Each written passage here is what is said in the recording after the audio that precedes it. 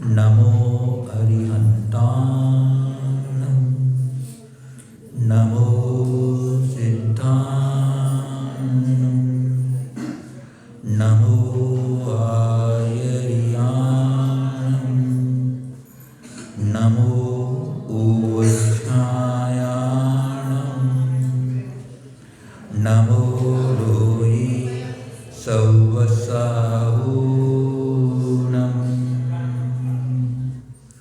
एषो पञ्चनमुक्कारो सौवपावपणाशनो मङ्गलाणं च सर्वेसिं परमं हवै मङ्गलं परमं हवै मङ्गलम्। बोलिए श्री अनंतानंद चित्त परमेष्टि भगवान की, श्री चौबीसों तीर्थंकर भगवान की, श्री पंचवरणेष्टि भगवान की जय। देवादिदेवी कजराट श्री आदिनाथ भगवान की जय। देवादिदेवी कजराट श्री पार्श्वनाथ भगवान की जय। देवादिदेवी कजराट श्री कमलवल्ली श्री नेमिनाथ भगवान की जय। अनेकांत स्याद्वादमयी जिनवाणी मातेश्वरी की जय। परम पूज्य प्रातः स्मरणीय त्रिकाल वंदनीय श्रवण शिरोमणि योगेन्द्र चूड़ामणि धर्म साम्राज्य नायक युग प्रवर्तक गुरु नाम गुरु मुनि कुल पितामह जिनवाणी संरक्षक तीर्थ उद्धारक संस्कृति संवर्धक जीवंत समय सा घोराधिघोर उपसर्ग परिसहजेता श्री निष्कृतकर्ता सम्यक रत्न समाधि सम्राट पद्माचार्य चारित्र चक्रवर्ती श्री शांति सागर जी महामुनिराज की जय। परम पूज्य सरल सभा विवात्सल्य वारिधि जनधर्म प्रभावक पंचम पट्टाधीश परम उपकारी गुरुवर्य आचार्य श्री वर्तमान सागर जी महामुनिराज की अहिंसामय विश्व धर्म की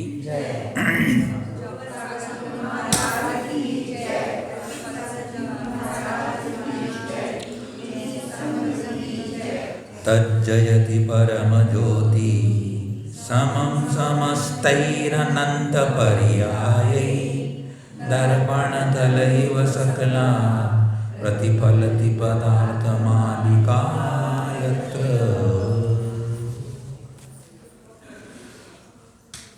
आत्मानुरागी भव्य आत्माओं, तमसो मा ज्योतिर्गमय, मुझे अज्ञान अंधकार से निकाल करके सम्यक ज्ञान की ओर मुझे ले चलो। इस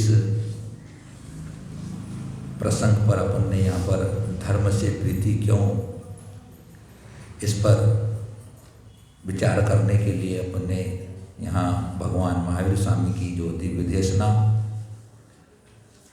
पूर्वाचार्य की कृपा प्रसाद से हमें श्रवण करने को प्राप्त है। अपन ने यहाँ पर पुरुषार्थ सिद्धि उपाय ग्रंथ के माध्यम से अमृतचंद आचार्य देव की वाणी को समझने का, आत्मसात करने का अपन ने सब मिलकर के प्रयास किया है। पुरुषार्थ सिद्धि उपाय ग्रंथ में आत्मिक सुख का, सच्चे सुख का, मोक्ष सुख का जो मार्ग है, उपाय है, उसका अपन ने यहाँ वर्णन, उसका अपन ने अध्ययन किया है। सम्यक दर्शन, सम्यक ज्ञान और सम्यक चारित्र का व्यवहार से और निश्चय से बहुत अच्छी तरीके से उन्होंने हमें स्वरूप बता करके श्रावकों के जो 12 व्रत हैं, उन 12 व्रतों का हमें अहिंसा की मुख्य आराधना के माध्यम से हमारी द्रव्य और भाव दोनों अहिंसा हमारी अच्छी तरह से पालन हो, उसके दृष्टिकोण से उन्होंने हमें आत्मबोध दिया है। उसके बाद में उन्होंने मुनियों के व्रतों का स्वरूप समझा करके हमें प्रेरणा दी है कि अगर तुमने एक दर्श व्रत धारण किया है तो मुनिव्रत धारण करने का भी आप पुरुषार्थ करें।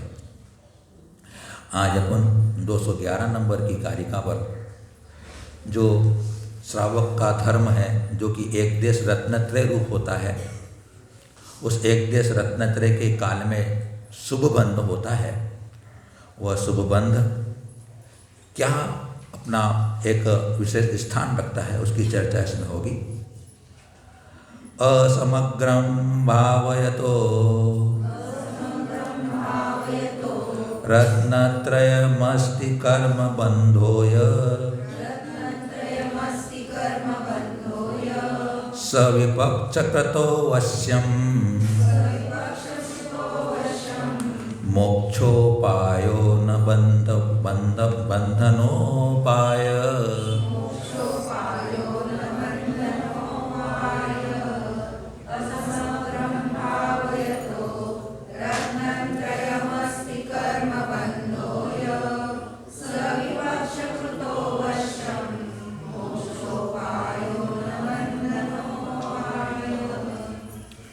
असमग्र अने जो पूर्ण नहीं है, अर्थात एक देश है, ऐसा कौन? रत्नत्रयम भावयत, रत्नत्रय का जो पालन करने वाला, भावयत यानी उसका पालन करने वाले जीव के यह कर्मबंध अस्ति, जो कर्मबंध होता है, सह विपक्षकृतः, वह रत्नत्रय के विपक्षभूत, तो रत्नत्रय का विपक्षभूत रागद्वेष है, उस रागद्वेष से होता है।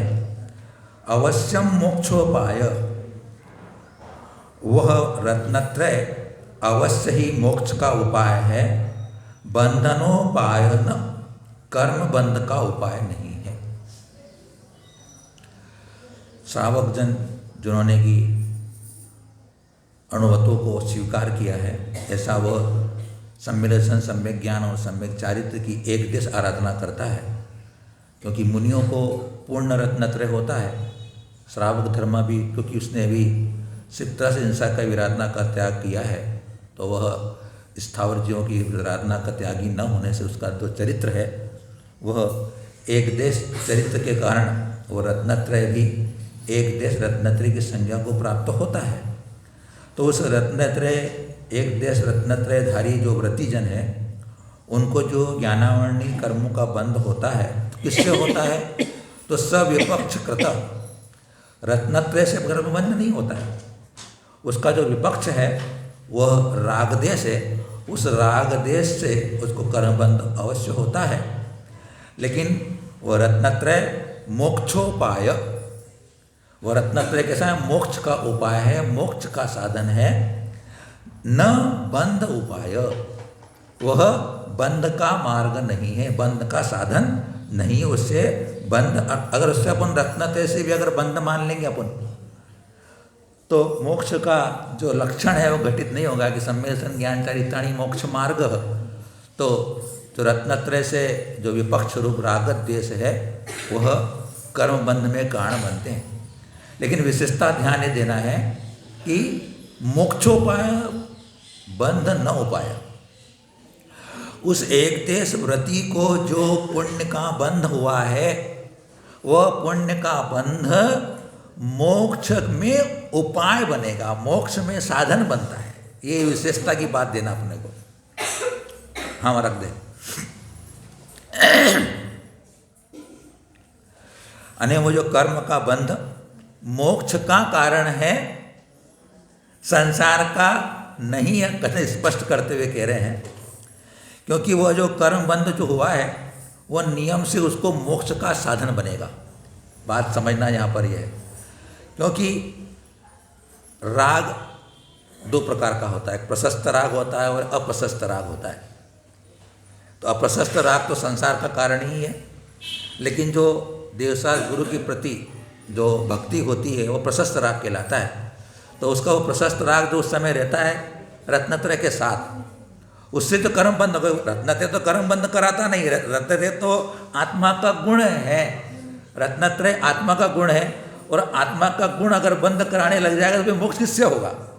तो आत्मा के रत्नत्रय से तो बंद होता नहीं है, लेकिन उसके साथ में रहने वाला जो रागांश है उस रागांश के कारण कर्म बंध होता है। लेकिन वो कर्म बंध मोक्ष का उपेय यानी साधन बनता है, क्योंकि उसके व्रतों के नित्य पालन करने से उसकी असंख्यान गुण निजरा होती है और वह मोक्ष मार्ग में साधन को उपलब्ध कराती है। जो उसमें पुण्य बंध हुआ है वो मोक्ष मार्ग में जो साधन है मोक्ष में प्राप्त करने के लिए, उस पुण्य से अपने को उपलब्ध होते हैं।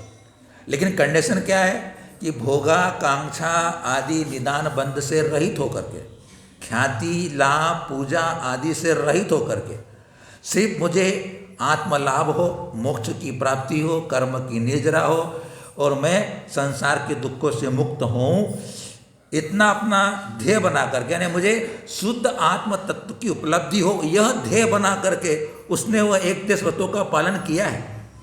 संसार के सुख की वांछा नहीं की है, मोक्ष सुख की वांछा की है, मोक्ष सुख को लेकर चला है, तो उसका वो पुण्य, उसके लिए वह साधन के रूप में, क्योंकि उसको पुण्यानुबंधी पुण्य का बंध होता है।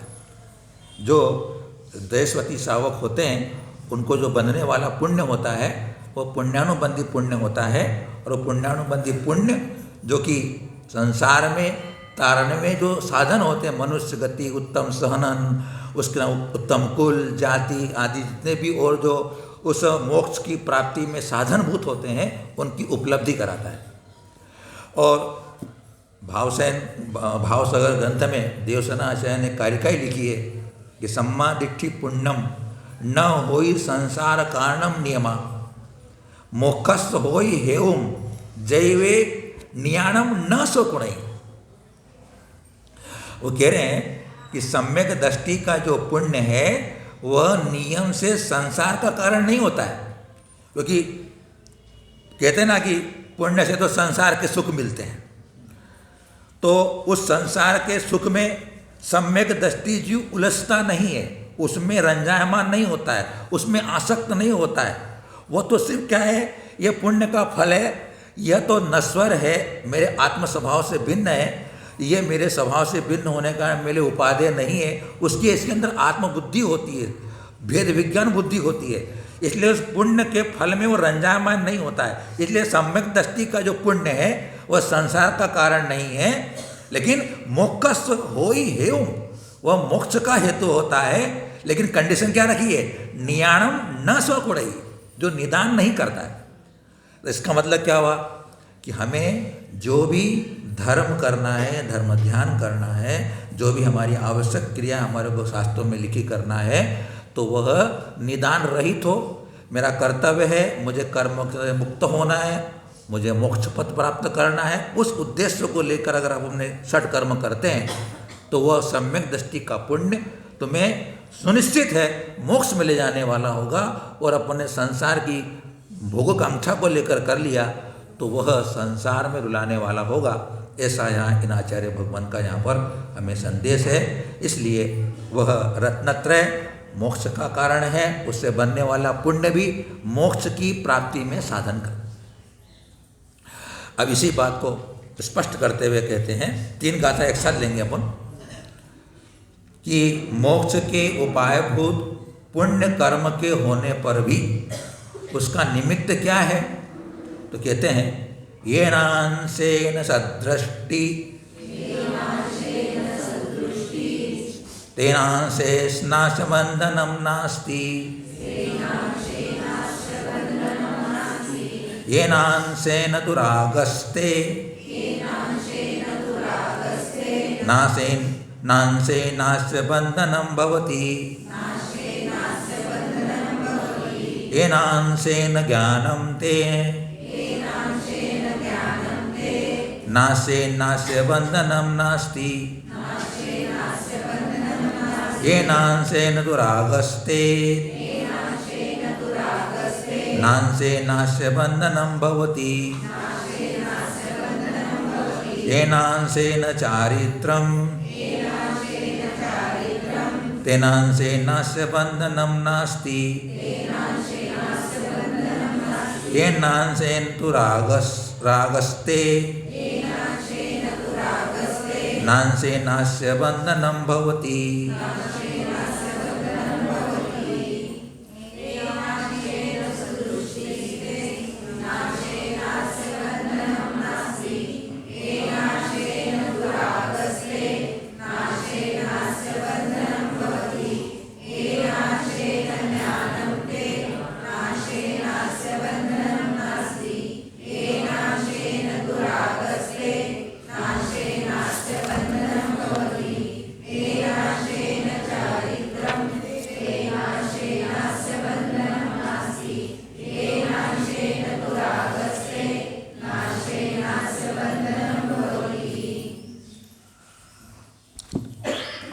येन अंशेन सुदृष्टि, येन ने जिस अंश से आत्मा में सुदृष्टि यानी सम्यक दर्शन है, तेन अंशेन अस्य बंधनम नास्ति, उस अंश से आत्मा के कर्म बंध नहीं होता। जितने अंश में राग में सम्यक दर्शन का परिणाम है और उससे बंध नहीं होता है, लेकिन उसके साथ जितना रागांश होता है कर्म बंध उससे होता है। तेन अंशे, हाँ, येन अंशेन ज्ञानम। अब येन अंशेन ज्ञानम, जिस अंश से ज्ञान है, तेन अंशेन अस्य बंधनम नास्ति, उस अंश से आत्मा के कर्म बंध नहीं होता है।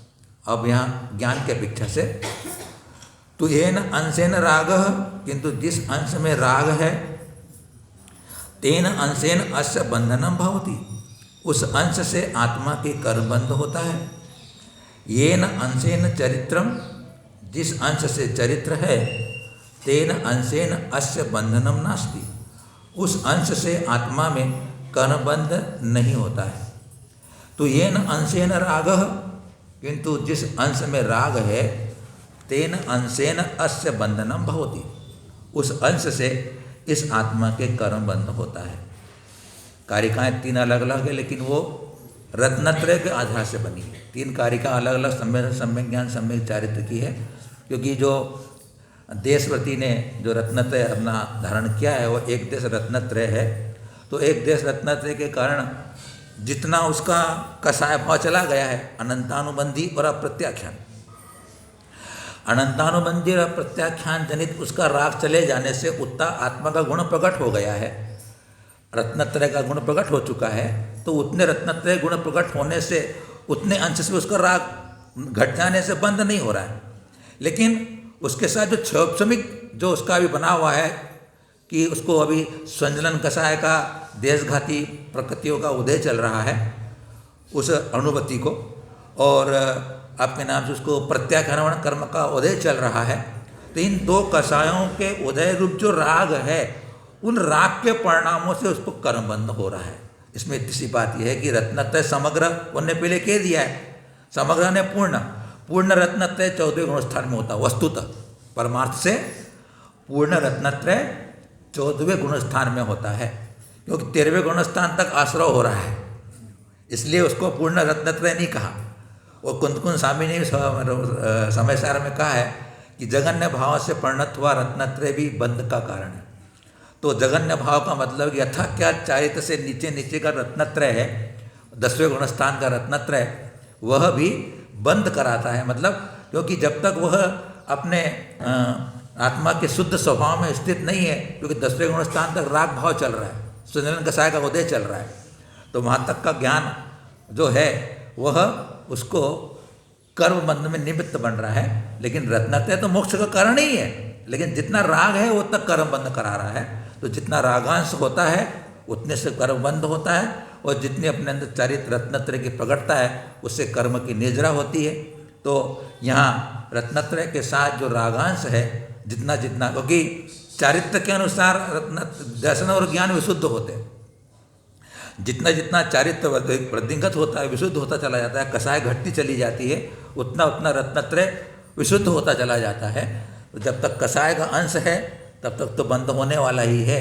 इसलिए यहाँ पर वो आचार्य भगवान कहते हैं कि उस पंचम गुणस्थान वाली सराग सम्यक दृष्टि जीव को अनंतानुबंधी और अप्रत्याख्यानावरण कषाय जनित जो के कारण उसे तो जो 53 प्रकृतियाँ थी उसका तो बंध का अभाव हो जाता है, और उस देशवती के अनंतानुबंधी और प्रत्याख्यान के राग के अभाव में, और इसके आगे गुणस्थानों में भी जैसे जैसे गुणस्थान बढ़ते चले जाते हैं तो कर्म प्रकृतियों के बंध की संख्या भी घटती चली जाती है। इस प्रकार से यहाँ जितने जितने अंश में अपना रत्नत्रय प्रकट है उतना बंध नहीं है, और जितने जितने अंश हमारे अंदर रागांश के परिणाम हैं वे सब हमारे लिए कर्म बंध में निमित्त बनते हैं। लेकिन वह कर्म बंध भी मेरे लिए बंधोपायो न मोक्षोपाय, क्योंकि इस कार्य का बहुत चर्चाएँ चली विद्वानों के अंदर, वो मोक्षोपायो न बंधोपायो ऐसी चर्चा चली। देखिए नहीं, सम्यक दृष्टि के बनने वाला सराग सम्यक दृष्टि को या बनने वाला जो पुण्य है वह मोक्षोपाय बंधोपायो न, मोक्ष का उपाय है, मतलब वह मोक्ष के लिए हमारे को साधन सामग्री जुटाता है। इसलिए देखो, भरत चक्रवर्ती ने, शास्त्रों में लिखा है कि भरत चक्रवर्ती आदि का पुण्य वो उनके लिए परंपरा से मोक्ष का कारण बना। इसलिए पुण्य कथनचित है, कथनचित उपादेय है, लेकिन सम्यक दृष्टि का पुण्य तो मोक्ष का साधन होने से कथनचित उपादेय होता है। इतनी बातें समझाने की बात है। आगे इसी बात को कहते हैं कि सम्यक दर्शन ज्ञान चारित्र कर्म बंध के कारण क्यों नहीं है, तो कहते हैं योगात प्रदेश बंध स्थिति बंधो भवति कषायात्तु दर्शन बोध चरित्रम न योग रूपम कषाय रूपम च।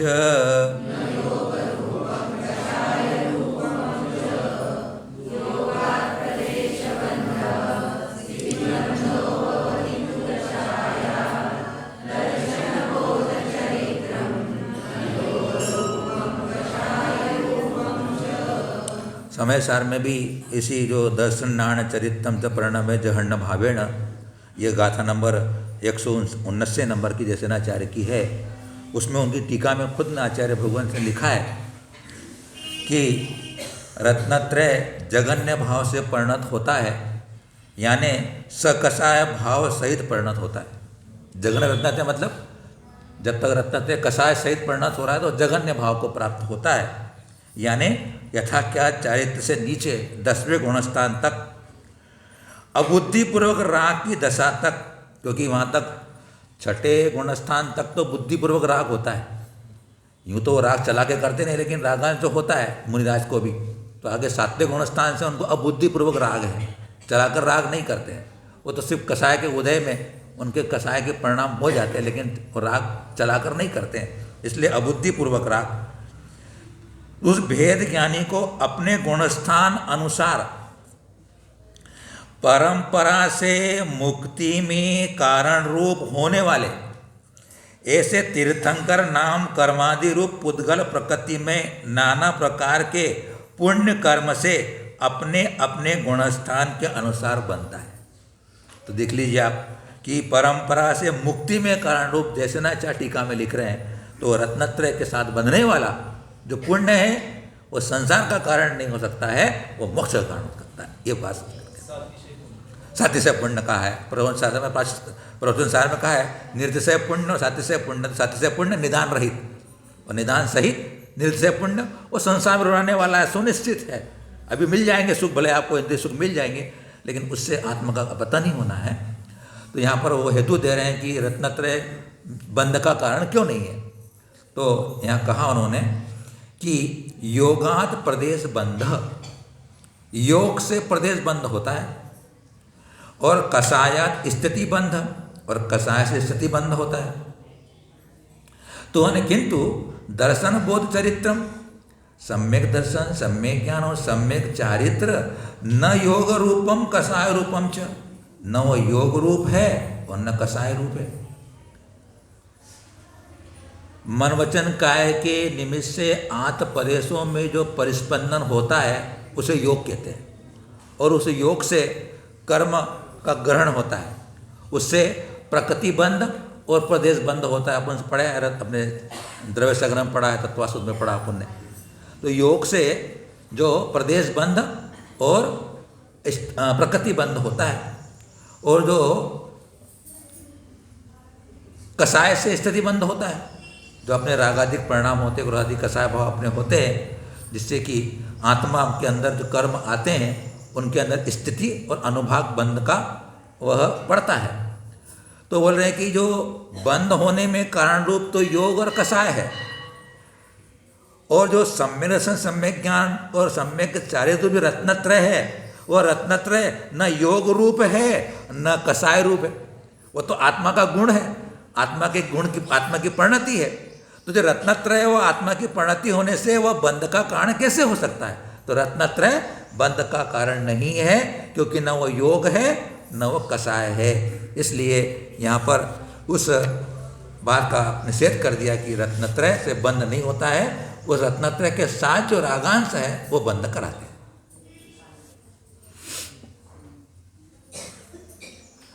तो फिर उसकी ओर सिद्धि करते हैं कि 4 प्रकार के बंधों में से कोई भी बंध क्यों नहीं होता है। तो कहते हैं दर्शन मात्म विनिश्चिति रात्म परिज्ञान मिश्रते बोध स्थितिरात्मनि चारित्रम् कुत एतेभ्यो भवति बंध।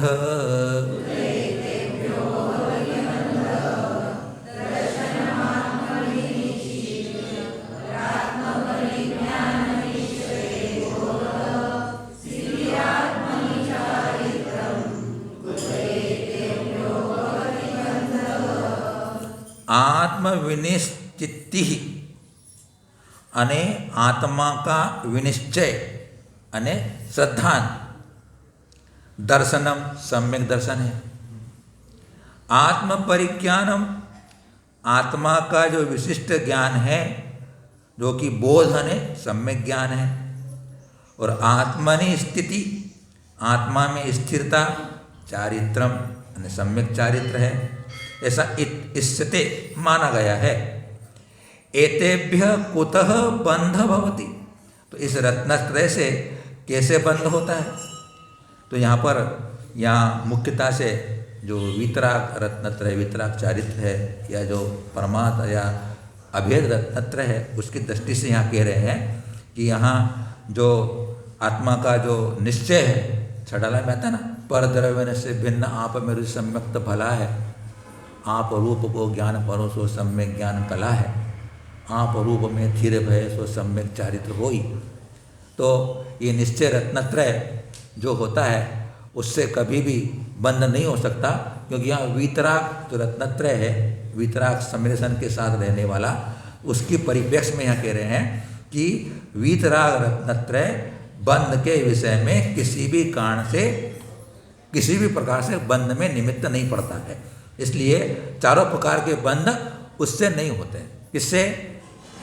अभय रत्नत्रय से निश्चय रत्नत्रय से उससे कभी भी बंध नहीं होता है। सराग सम्यक्त के साथ जो रत्नत्रय है अर्थात जो भेद रत्नत्रय है वह भेद रत्नत्रय के साथ बंधने वाला कर्म होता है तो रागांश के साथ बनता है।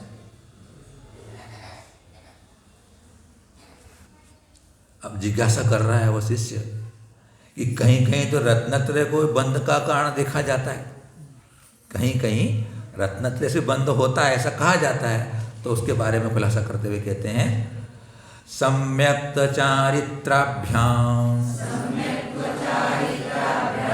तीर्थंकराहार कर्मणो बंध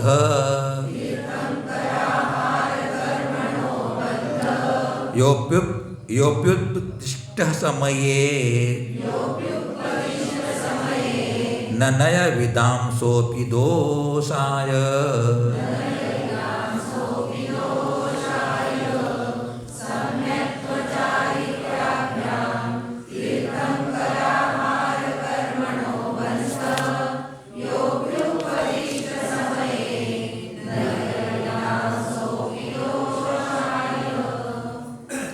सम्यक्त चारित्राभ्याम सम्यक अने सम्यक दर्शन और सम्यक चारित्र से तीर्थंकर आहार कर्मणों बंध तीर्थंकर और आहारक प्रकृति का बंध होता है। यह अपि समय उपदिष्टे जो यह समय ने आगम में सिद्धांत में कहा गया है स अपि नय विदाम दोषाय न वह भी नयों के जानने वालों को दोष के लिए नहीं है। सम्यक दर्शन के साथ तीर्थंकर प्रकृति का बंध होता है और जो सात्विक गुणस्थान वाले मुनिराज होते हैं उनको चारित्र होता है उनके चारित्र के कारण उनको आहारक शरीर का बंध होता है। तो कह रहे हैं कि वह बंद होने पर भी आगम में जो कहा गया है लेकिन जो नए को जानने वाले हैं उन नए को जानने वालों के लिए यह सम्यक्त और चारित्र भी बंध में कारण है, उनको इसमें विवाद नहीं है, संशय नहीं है, किसी प्रकार का पक्षपात नहीं है। क्योंकि महाबंध के चौथी पुस्तक में लिखा है कि वहाँ किन प्रत्ययों से कर्म बंध होता है, तो लिखा था आहार दुघम संयमम पच्चयम और तित्थरम सम्मत पच्चयम।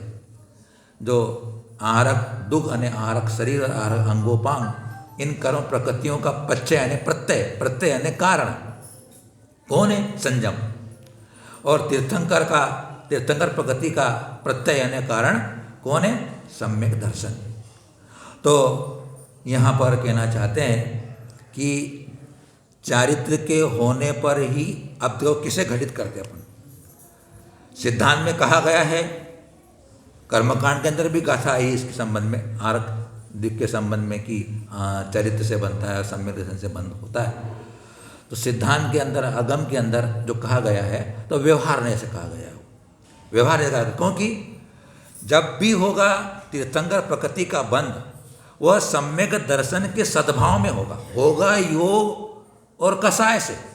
लेकिन जब तक सम्यक दर्शन के परिणाम नहीं है, तब तक उसको तीर्थंकर प्रकृति का बंध नहीं हो सकता है। और आरक द्वीप का भी बंध जब कभी होगा, जब तक वो चारित्र से परिणत नहीं होगा। इसलिए यहाँ कहना चाहते हैं कि चारित्र के होने पर ही योग और कषाय आरक शरीर नाम कर्म के बंध के कारण होते हैं। इसी प्रकार आहारक और तीर्थंकर प्रकृति का बंध चारित्र और सम्यक्त के साथ, अब क्या युक्ति दे रहे हैं? अन्वय व्यतिरेक का सिद्धांत लग रहा है। अन्वय व्यतिरेक रूप न्याय के कारण, अन्वय व्यतिरेक का मतलब होता है जिसके होने पर होना, जिसके नहीं होने पर नहीं होना। अन्वय कहते हैं पॉजिटिव को, विधि को, और व्यतिरेक कहते हैं निषेध को। अर्थात अगर सम्यक दर्शन है तो उसको तीर्थंकर प्रकृति का आश्रय होगा, सम्यक दर्शन नहीं है तो तीर्थंकर प्रकृति का आश्रय नहीं होगा।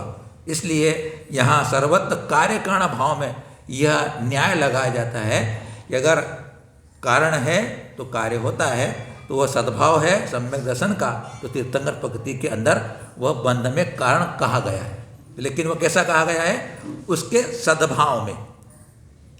इसका मतलब क्या हुआ कि अपन अभी तक यह न तक मेरी समझ थी कि अब हमारी समझ में यही था कि जो उस समय रागांश होता है उसी को अपन तीर्थंकर प्रकृति के आश्रम में या देवायु के आश्रम में सम्यक्तम जो सूत्र आया है, तो वो सम्यक्तम सूत्र दिया है, तो अपन युक्ति तो बराबर ही है।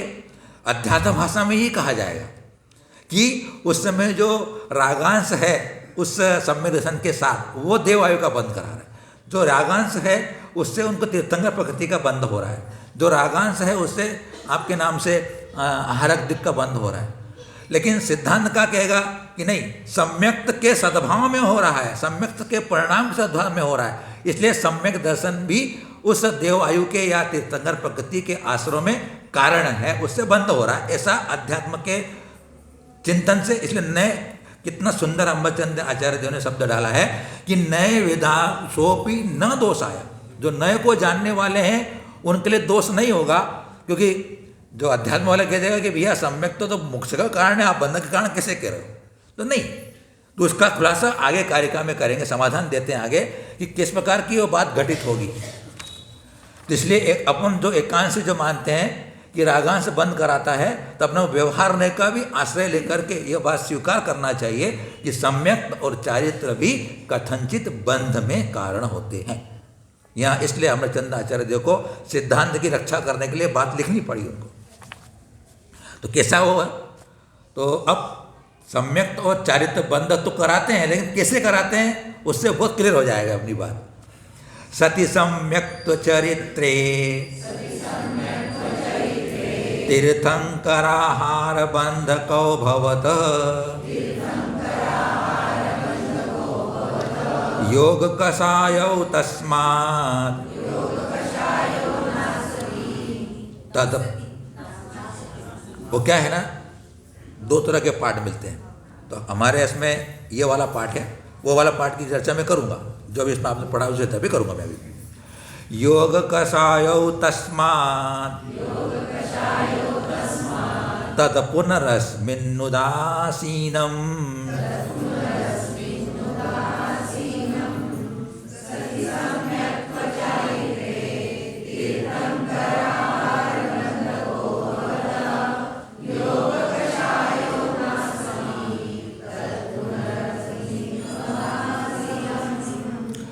सम्यक चारित्र्य सती, सम्यक दर्शन और चारित्र के रहने पर योग कषायौ, योग और कषाय तीर्थंकरा आहार बंधको भवत, तीर्थंकर और आहारक प्रकृतियों के बंधक होते हैं। तस्मात् इसलिए तत्पुनः वे फिर अस्मिन उदासीनम, इस बंध के विषय में उदासीन है। सम्यक दर्शन और सम्यक चारित्र के रहने पर योग और कषाय के सद्भाव में वो उनको इन प्रकृतियों का बंध होता है। तो वह कैसा है? उनका वह सम्यक तो चारित्र का उदासीनता रूप उनका व्यवहार उसके अंदर होता है। इसका मतलब क्या हुआ कि मिथ्या दृष्टि जीव को कभी भी तीर्थंकर प्रकृति का बंध नहीं हो सकता है। मिथ्या दृष्टि जीव कभी भी आहारक जीव का बंध नहीं हो सकता है।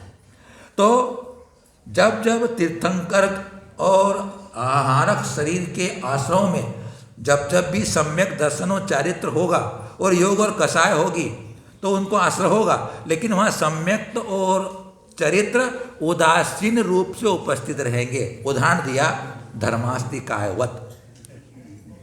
जिस प्रकार की जीव और पुद्गल में स्वयं चलने की शक्ति होते हुए भी लेकिन धर्मास्तिकाय उनको चलने में सहायता करता है।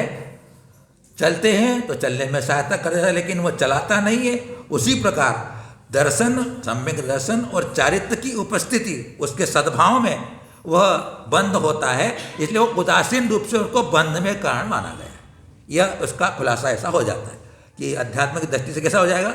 उदासीन रूप से उपस्थित रहते हैं, इसलिए उनको बंध में कारण कहा गया। चलते तो हम अपनी शक्ति से ही हैं, लेकिन धर्मास्तिकाय नहीं होगा तो नहीं चल सकते।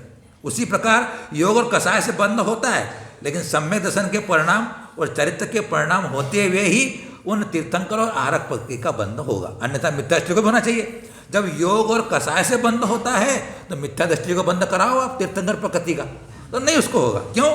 सम्यक तक की उसकी उपस्थिति चाहिए, सम्यक दर्शन के परिणाम चाहिए। इसलिए यहाँ पर दूसरा पाठ आपने पढ़ा था योग कषायो नासति, तो वहाँ यह पाठ का अर्थ यह निकलेगा कि सम्यक और चारित्र के नहीं होने पर, ऐसा निकलेगा अर्थ उसका, सम्यक और चारित्र के नहीं होने पर योग और कषाय से तीर्थंकर और आहारक प्रकृति का बंध नहीं होता है। ना असति, अगर योग सम्यक और चारित्र नहीं होगा तो उसको तीर्थंकर और आहारक प्रकृति का बंध नहीं होगा, ऐसा उसका अर्थ दूसरे पाठ के अनुसार निकलेगा। तो दोनों उदासीन निमित्त के रूप में अपना वहाँ काम करते हैं, क्योंकि निमित्त अनेक प्रकार के होते हैं। परंपरा निमित्त, साक्षात निमित्त, उदासीन निमित्त, प्रेरक निमित्त, बहुत तरह निमित्त की चर्चा आती है। तो यहाँ पर उसको उदासीन निमित्त के रूप में स्वीकार करके अपनी बात को उन्होंने नई विवक्षा से घटित कर दिया गया है। अभी इतना समझाने के बाद भी वो पुनः प्रश्न कर रहा है। वो तो क्या करता है? वो ननु कथमेवं सिद्धतु देवायु प्रभति सत्प्रकृति बंध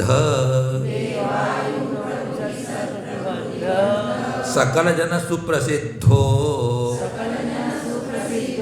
रत्नत्रय धारिणा मुनिवराणाम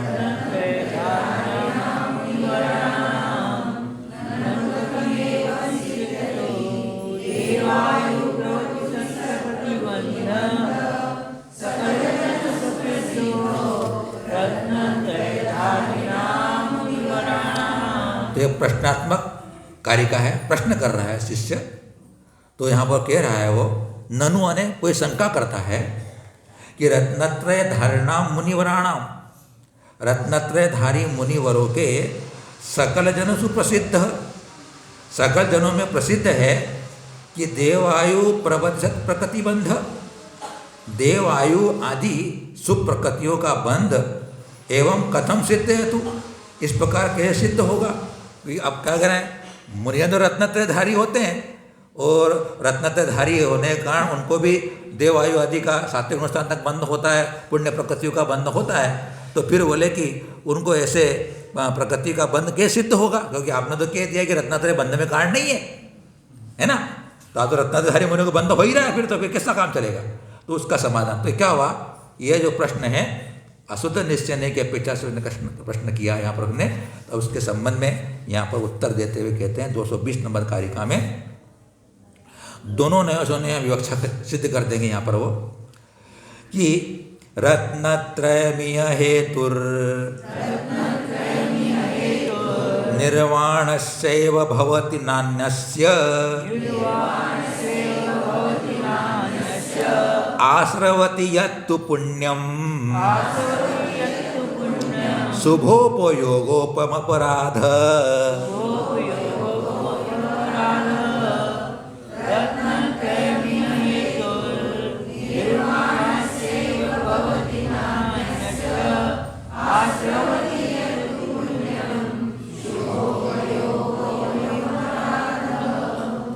तो कहते यानी इस विषय में रत्नत्रयम निर्वाणस्य एव हेतु, रत्नत्रय मोक्ष का ही कारण भवती ने होता है, अन्यस्य न, बंध का कारण नहीं है। तो किंतु यत पुण्यम आश्रवती, जो पुण्य का आश्रव होता है, अयम अपराध शुभोपयोग, वह शुभोपयोग का अपराध है।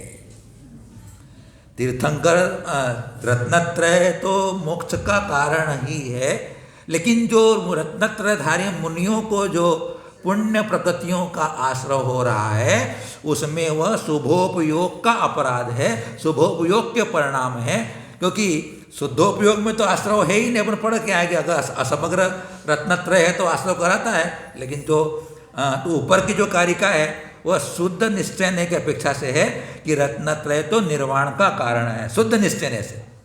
और फिर अशुद्ध निश्चय की बात करेंगे तो वह शुभोपयोग का अपराध है, जिससे उससे आश्रय होता है, शुभाश्रय होता है। तो रत्नत्रय के सद्भाव में जो आश्रय हो रहा है वह शुभोपयोग का अपराध है, रत्न से बंध नहीं हो रहा है। क्योंकि जब तक वह अपने निर्विकल्प समाधि में नहीं पहुंचा है, अर्थात शुक्ल ध्यान को प्राप्त नहीं हुआ है, तब तक उसके वीतराग रत्नत्रय वीतराग चारित्र नहीं होने के कारण रागांश रहता है। उस रागांश में शुभोपयोग के परिणाम रहने के कारण उसे उस आश्रय का कारण बन जाता है। तो यहाँ पर खुलासा थोड़ा किया है कि आगम की भाषा में शुक्ल ध्यान के काल में पूर्ण संवर पूर्वक निद्रा होती है आगम की भाषा में, और अध्यात्म की भाषा में निश्चय रत्नत्रय के काल में शुद्धोपयोग में निद्रा होती है। और पुण्य के विषय में जो कर्तृत्व का अभाव होने से पुण्य का बंधक होने पर भी पुण्य का अबंधक है, इस प्रकार अध्यात्म में कहा जाता है। अध्यात्म में क्या होता है, बंध होने पर भी नहीं बंध होता है, क्योंकि वहाँ पर निश्चय की प्रधानता होती है अध्यात्म ग्रंथों के अंदर। तो वहाँ जो पुण्य का बंधक होने पर भी पुण्य का बंधक है, ऐसा जो कहा जाता है वो अध्यात्म में कहा जाता है, सिद्धांत में नहीं। अतः पुण्य का आश्रय शुभोपयोग का अपराध है, यह कथन अध्यात्म भाषा का जो कि उचित है। सिद्धांत में तो बंध होता है, उन्होंने कह दिया है कि बंध का कारण होता है, लेकिन अध्यात्म की भाषा में शुभोपयोग से बंध हो रहा है, उसको सम्यक और तरीके से बंध नहीं हो रहा है, ऐसा यहाँ पर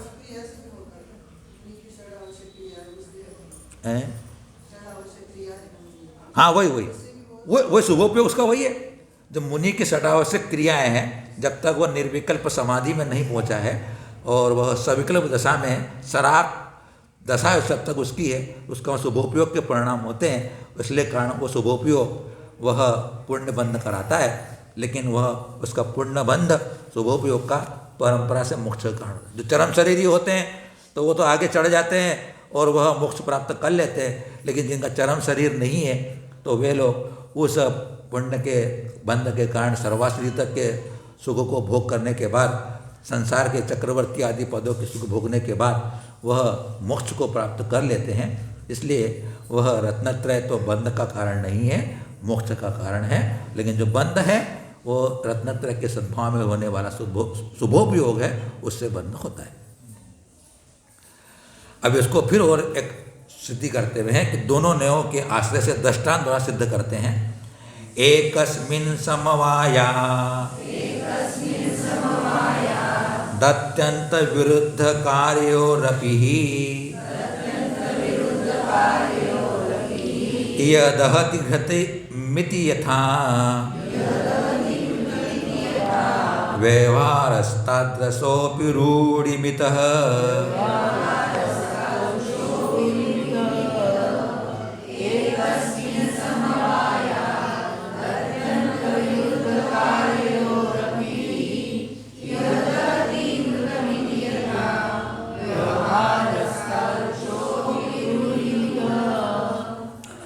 ही यानी निश्चय से एकस्मिन समवायात, एक आत्मा में, एकस्मिन एक आत्मा में समवाय होने से अत्यंत विरुद्ध कार्यों अपि, अत्यंत विरुद्ध कार्य करने वालों में भी यथा घृतम दहति, जिस प्रकार घी जलाता है, इति व्यवहार, ऐसा व्यवहार यह लोक यह ने इस लोक में होता है।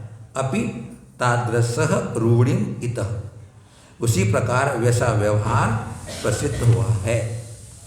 अब यहाँ दृष्टांत दे रहे हैं किस प्रकार के दोनों रत्नत्रय भी है और शुभोपभोग भी है, दोनों हो रहे हैं। तो वहाँ पर दो कार्य कैसे हो रहे हैं, एक कारण से दो कार्य कैसे हो रहे हैं। तो यहाँ कहना चाहते हैं कि निश्चय से तो एक द्रव्य में संबंध के वश से अत्यंत विरुद्ध कार्यों में भी, जैसे कि शीत और उष्ण परस्पर विरुद्ध कार्य करने वाले हैं।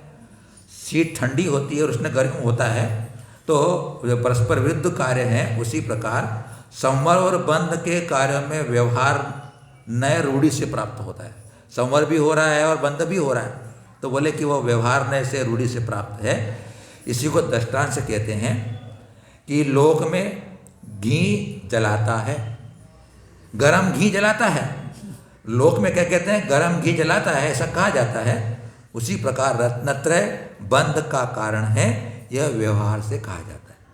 रत्नत्रय बंध का कारण है, यह व्यवहार से कहा जाता है। और व्यवहार नय का विषय होने से अत्यंत संयोग संबंध के वश से पृथकभूत कार्यों को एक रूप से कहना व्यवहार नय से विरुद्ध नहीं है। व्यवहार नय क्या करता है, दो का संबंध करके चर्चा करता है, निमित्त नैमित्तिक संध्या चर्चा करता है। तो दो के संबंध से चर्चा करने वाला व्यवहार नय, तो व्यवहार नय से कहेंगे कि वह बंध कराता है। निश्चय नय के चर्चा करके आए, निश्चय नय में तो परस्पर संबंध ही नहीं रहता है। आत्मा को उस समय दृष्टि में पर से भिन्न ही देखा जाना, अनुभव किया जाता है, तो वहाँ पर तो बंध होने का सवाल ही नहीं है। तो यहाँ पर जो व्यवहार नय से बंध का कारण कहा गया है, तो वह आपके नाम से व्यवहार, लोक व्यवहार में या व्यवहार नय की रूढ़ि से विरुद्ध नहीं है। जैसे कि घृत का स्वभाव ठंडा है, तो भी अग्नि के संयोग से उष्ण घी जलाता है, यह व्यवहार सही है। उसी प्रकार सराक सम्मिलन ज्ञान चारित बंध के कारण है, ऐसा कहा जाता है। आपका गरम कढ़ाई हो तो बना रहे हो, आप पकौड़ी बना रहे हो, सेव बना रहे हो आप लोग कभी, और कभी छींटा पड़ जाता है या गिर जाए पाँव में, तो क्या बोलते हैं आप, पाँव जल, कैसे जल गया, बोले घी से जल गया। बोले क्या बोलो, क्या घी से जल गया। तो घी से जल गया है तो ठंडा घी डाल के दिखाओ, जल जाए तो मालूम पड़े हमको। गरम घी था तो जला है, ठंडे घी से जलता नहीं है। लेकिन क्या घी ने जलाया, गरम घी ने जलाया, तो घी ने जलाया क्या, नहीं, उस गरम उस घी में जो अग्नि का प्रवेश हो गया था, उस घी में अग्नि का प्रवेश हो गया था, वस्तु तो अग्नि ने जलाया है, लेकिन क्या कहा जाएगा व्यवहार में, घी से जला। उसी प्रकार रत्नत्रय से बंद नहीं हुआ, लेकिन रत्नत्रय के साथ जो शुभोपयोग था उससे बंद हुआ, इसलिए कहा जाएगा रत्न से बंद हुआ, ऐसा व्यवहार से कहा जाएगा। समझने की बात ये, व्यवहार से क्या कहा जाएगा कि मुझे रत्नत्रय से बंद हुआ है, लेकिन व्यवहार निश्चय से शुभोपयोग का अपराध है।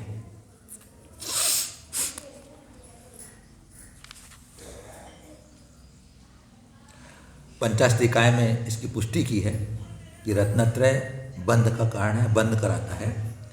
दंसन नार चरिताणी मोक्षमग्गोति सेव दौवाणी साधु हेदम भणिदम तेहिम तु बंद मोक्षो वा।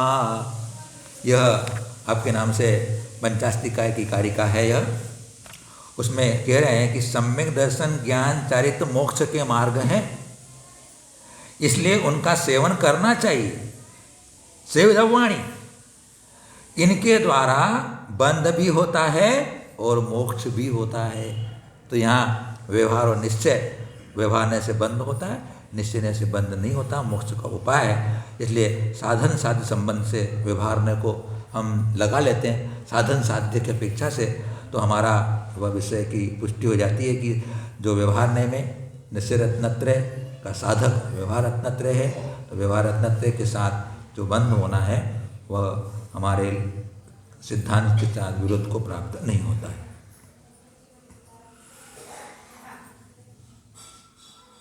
अब उन तत्वासुतों में पढ़ के भी आए थे कि सराग संयम, संयमा संयम, बाल तप, अकाम निर्जरा आदि देवायु के आश्रव के कारण हैं और सम्यक दर्शन भी देवायु के आश्रव का कारण है।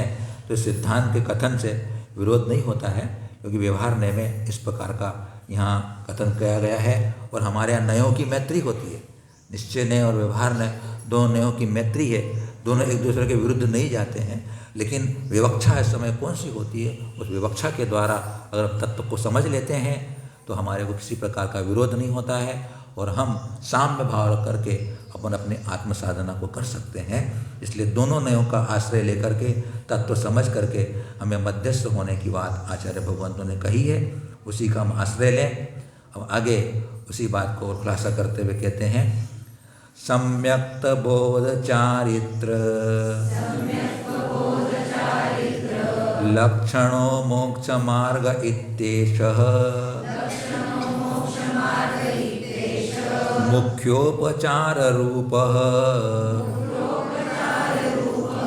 प्रापयति परम पदम पुरुषम।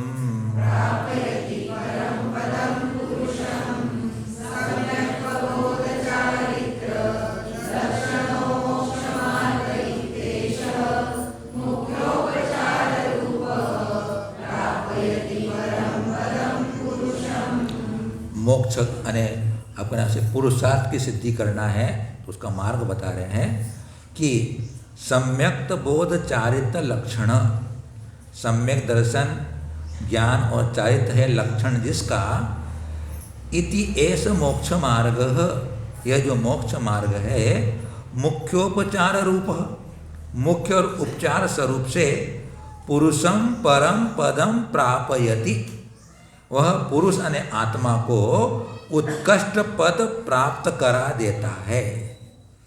मुख्योपचार वेद लक्षण छडाला में भी आया है, तत्व द्रव्य संग्रह में भी आया है कि जो व्यवहार रत्नत्रय है वह निश्चय रत्नत्रय का कारण होता है। तो जो निश्चय रत्नत्रय है वह मुख्य है और उपचार से जो है वह व्यवहार रत्नत्रय है। तो मुख्य उपचार ने व्यवहार रत्नत्रय और निश्चय रत्नत्रय, इन दोनों के द्वारा हम हमारे शुद्ध आत्म तत्व की उपलब्धि कर सकते हैं, उत्कृष्ट पद प्राप्त कर सकते हैं, ऐसा यहाँ पर कहा गया है।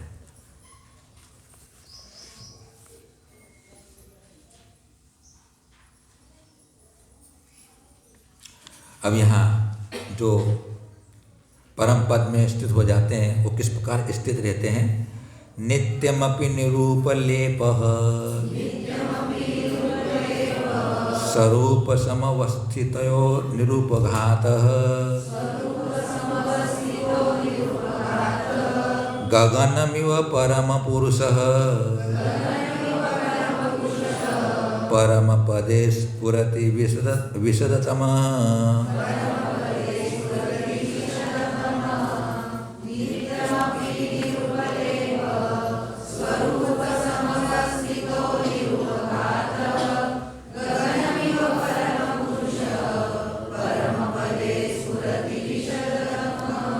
जब वह आत्म सुख का इच्छुक हुआ भव्य जीव भेदाभेद रत्नत्रय की जब आराधना करे, आराधना करने पर जो मोक्ष प्राप्त होगा वो कैसा है, तो नित्यम अपि सदा ही निरूपलेप कर्मरस से रहित, स्वरूप समवस्थित, निस्वरूप में अच्छी तरह से स्थित, निरूपघात उपघात से रहित, विशदतम अत्यंत निर्मल, परम पुरुष उत्कृष्ट पुरुष अर्थात परमात्मा गगनमिव परम पदे स्फुरति, आकाश के समान उत्कृष्ट पद में स्फुरायमान होता है। जब वह परम पद प्राप्त कर लेता है तो वहाँ पर वह कर्म रस से रहित होता है और उसके बाद में निस्वरूप जो अपना है विशुद्ध ज्ञान दर्शन, उस रूप से वह परम स्थिति उत्कृष्ट स्थिति को प्राप्त हो जाता है। और वहाँ किसी प्रकार का घात उपघात नहीं है अपना वहाँ पर, क्योंकि वहाँ एक अकेली अपनी निःशुद्ध आत्मा ही उपलब्ध हो जाती है और वह अत्यंत निर्मल आत्मा हुई है, द्रव्य कर्म भाव कर्म नो कर्म से रहित ऐसा उत्कृष्ट परम आत्मा पद आकाश के समान बिल्कुल निरुपलेप और उत्कृष्ट पद के समान स्मरायमान होता रहता है। रत्नकर्ण सावकाचार्य में भी अमृतचंद हमने संबंधवत आचार्य ने कहा है कि सैकड़ों कल्प काल के बराबर काल के बीत जाने पर भी सिद्धों में विकार दिखाई नहीं देगा और जो सिद्ध अवस्था प्राप्त हो जाने पर कोई विकार का वहाँ निमित्त नहीं, निमित्त का कारण नहीं, और वे शुद्ध अपने निज आत्मिक सुख में आनंद में अनंत आनंद काल तक निमग्न होकर के वहीं पर विराजमान रहेंगे। इससे पद को प्राप्त हो जाता है उस मोक्ष मार्ग रूप रत्नत्रय की आराधना करके। अब उस पद में स्थित होकर क्या करते हैं वो बोले, कृतकृत्य परम पदे परमात्मा सकल विषय विषयात्मा परमानंद निमग्नौ ज्ञानमयो नंदति सदैव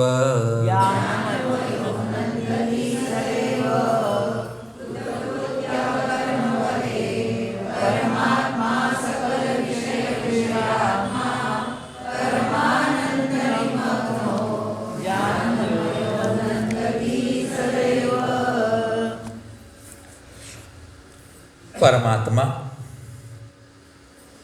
कर्म रस से रहित शुद्धात्मा, परमात्मा ने शुद्धात्मा परम पदे उत्कृष्ट पद में कृतकृत्य होकर के ठहरते हैं। मतलब अब कोई वहाँ कोई करना नहीं धरना नहीं, पूरा कृतकृत्य हो चुके हैं, अब कोई विकल्प ही नहीं किसी प्रकार का, वहाँ पर वो कृतकृत्य होकर के ठहरते हैं। सकल विषय विषयात्मा, समस्त पदार्थों को विषय करने वाले बन जाते हैं। उनके ज्ञान में समस्त पदार्थ युगपत प्रकाशित होते हैं। परमानंद निमग्न, परम आनंद में लीन होते हैं। कैसा आनंद? आनंद नहीं, परमानंद। तो उस परमानंद में लीन होते हैं क्योंकि वह आत्मिक आनंद है, सहज आनंद है, स्वाभाविक आनंद है, ज्ञानानंद है, चिदानंद है। और ज्ञानमय ज्ञान स्वरूप वे परमात्मा सदैव नंदति, सदैव आनंद रूप रहते, क्लेश नहीं, दुख नहीं, कुछ नहीं, आनंद आनंद हमेशा सदैव रहते हैं। ऐसा वह परम पद प्राप्त कर लेते हैं। अब ये सब जो जनागम है वह उसमें जनागम की जैन नीति है उसको फिर स्मरण करते हुए अमृतचंद्राचार्य जो कहते हैं, एके नाकर्षयन्ति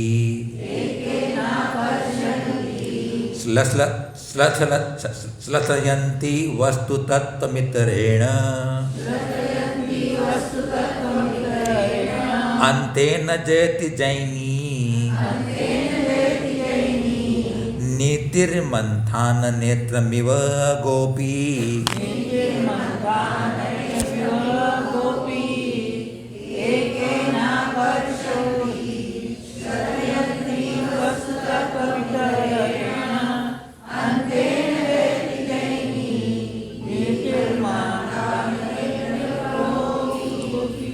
मंथान नेत्रम,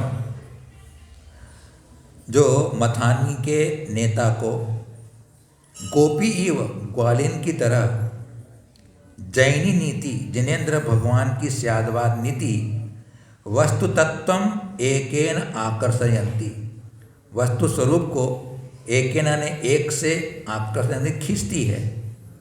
इतरेण श्लथयन्ति, और दूसरे से शिथिल करती है। अंतेन जयति, और अंत से अर्थात दोनों धर्मों को, अंत से न धर्म, दोनों धर्मों की सापेक्षता से जयवंत होती है। जयति यानी जयवंत होती है। जैन नीति यानी जैन न्याय, स्याद्वाद न्याय ही जैन न्याय है। यहाँ वही मथानी का उदाहरण देकर कह रहे हैं, इस प्रकार घृत निकालने वाली वह गोपी जो होती है, वह मटकी में दही डालने के बाद मथानी को रख करके एक रस्सी को खींचती है, दूसरी रस्सी को ढीली करती है, दूसरे को खींचती है तो दूसरे को ढीली करती है, तो दोनों के खींचने और छोड़ने से उसको मक्खन की प्राप्ति होती है।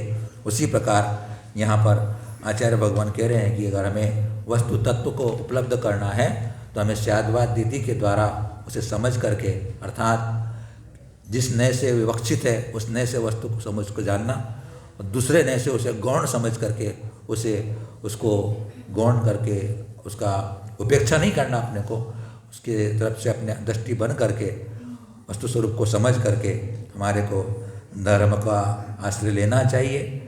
दोनों नय से हमें वस्तु स्वरूप को समझें, स्याद्वाद नय के द्वारा, क्योंकि एक नय से द्वारा वस्तु का पूर्ण प्रतिपादन नहीं होता है, दोनों नयों से ही वस्तु का प्रतिपादन होता है। ऐसे परस्पर सापेक्ष नय से हम अपने पुरुषार्थ की सिद्धि कर सकते हैं। इस प्रकार जैन नीति का आश्रय लेने का हमें फिर उपदेश दिया है।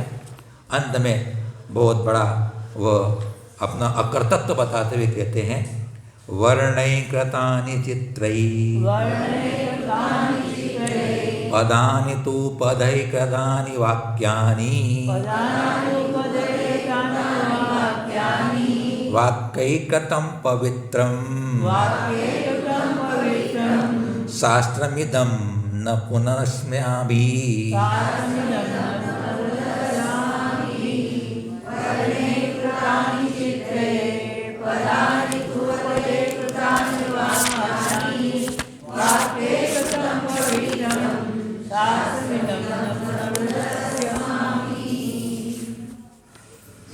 अपना अकर्तत्व दिखाते हैं इस ग्रंथ के प्रति। चित्रई वर्णई, अनेक प्रकार के वर्णों, अनेक अक्षर, स्वर व्यंजन आदि से पदानि कृतानि, पद बनाए जाते हैं। अक्षर के समूह को पद कहते हैं। राम ये पद हो गया, र अ म अलग अलग अक्षर है तो राम पद हो गया। तो अनेक प्रकार के स्वर और व्यंजन से मिलकर के पद बनाए गए हैं। तो और पदई वाक्यानि कृतानि, और उन पदों से वाक्य बनाए गए थे। राम घर जाता है, ये वाक्य बन गया। तो उन पदों से वाक्य बनाए गए हैं, और वाक्यों से इदम पवित्रम शास्त्रम कृतम, यह पवित्र शास्त्र बनाया गया है। पुनः अस्माभि, इसमें हमने अमृतचंद्र स्वामी ने न कुछ नहीं किया है। ये उनकी बहुत बड़ी एक आध्यात्मिक जागृति की उनकी है, एक अपनी उनकी विधा है कि वो इन शास्त्र रचने में अपना कोई कर्तव्य नहीं समझते हैं, क्योंकि वर्ण जो आदि सब हैं, कागज आदि जो है साइयाँ सब पुद्गल है, उन्हीं के मिश्रण से शास्त्र बना है।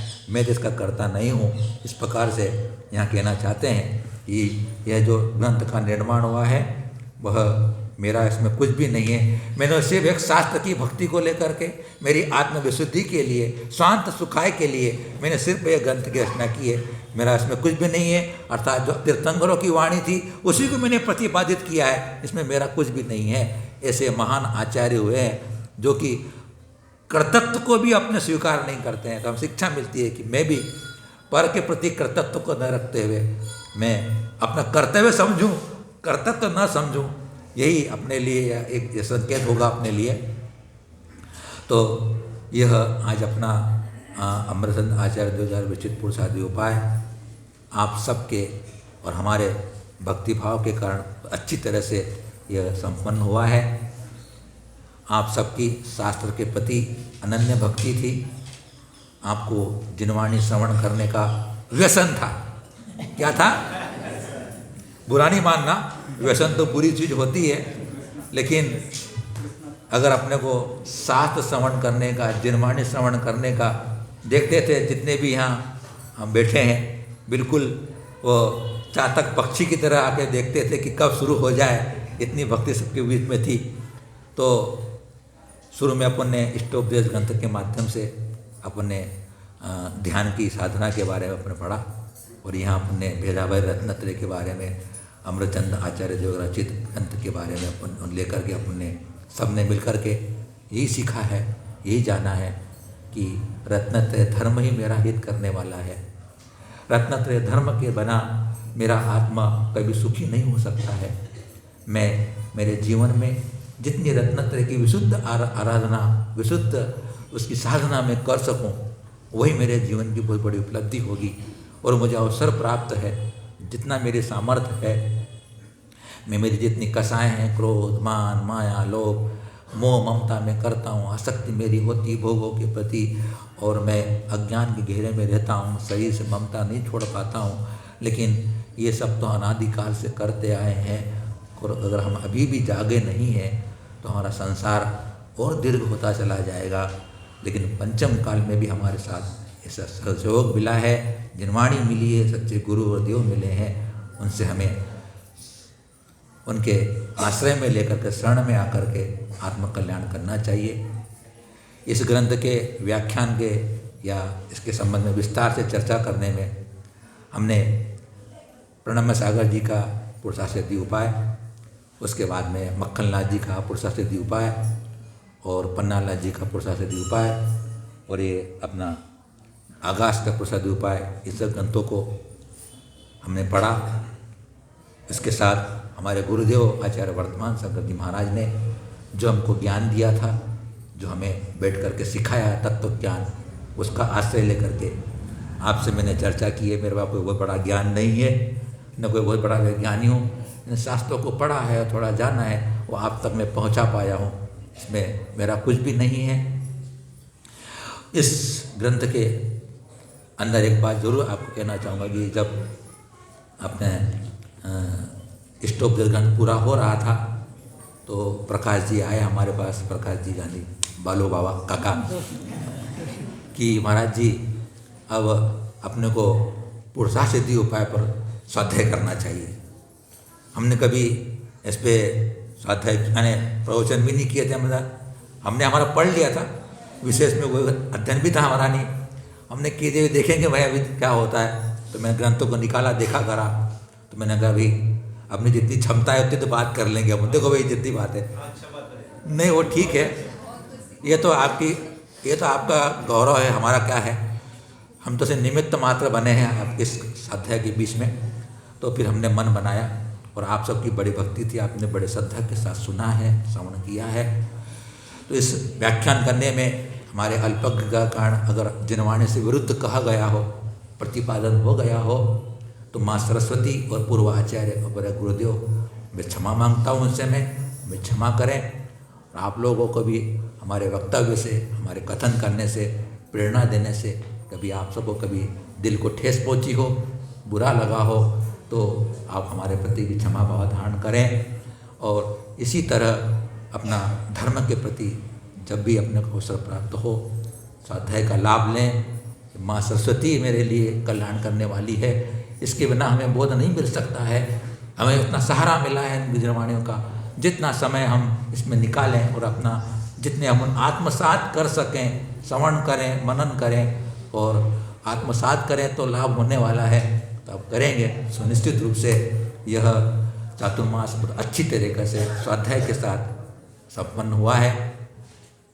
अस्मरणीय रहेगा हमारे लिए, तो हम तो पहली बार यहाँ से संघ से छोड़ के आए थे, समाज के बीच में, बाकी हम क्षेत्रों में थे, तो हम लोगों के लिए तो यह चिरस्थायी और स्मरणीय रहेगा कि यहाँ की धर्मस्थल और समाज जो है, धर्म और धर्मात्माओं के प्रति वात्सल्य भाव रखने वाली समाज है।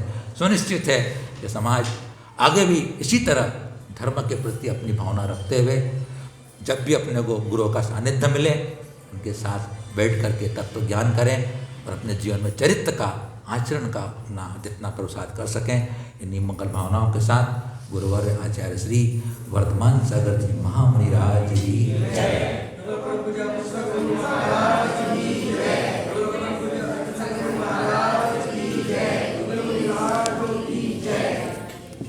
ओम श्री शांतिनाथाय जगत शांतिकराय सर्वोग्रह शांतिं कुरु कुरु ह्रीं नमः। ओम श्री शांतिनाथाय जगत शांतिकराय सर्वोग्रह शांतिं कुरु कुरु ह्रीं नमः।